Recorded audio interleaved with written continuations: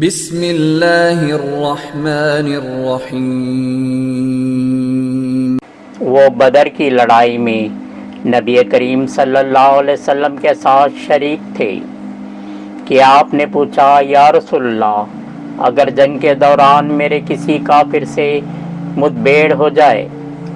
اور ہم ایک دوسرے کو قتل کرنے کی کوشش کرنے لگے،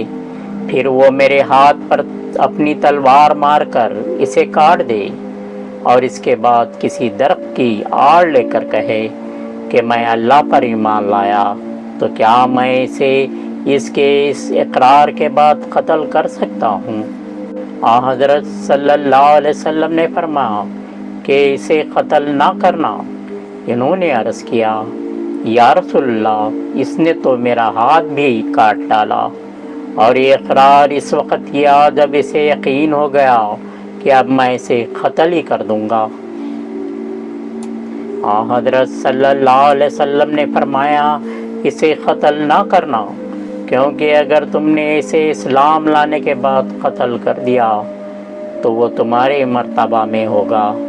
جو تمہارا اسے قتل کرنے سے پہلے تھا، یعنی معصوم معلوم الدام، اور تم اس کے مرتبہ میں ہوں گے جو اس کلمے کے اقرار سے پہلے تھا، جو اس نے اب کیا، یعنی ظالم مباح الدام۔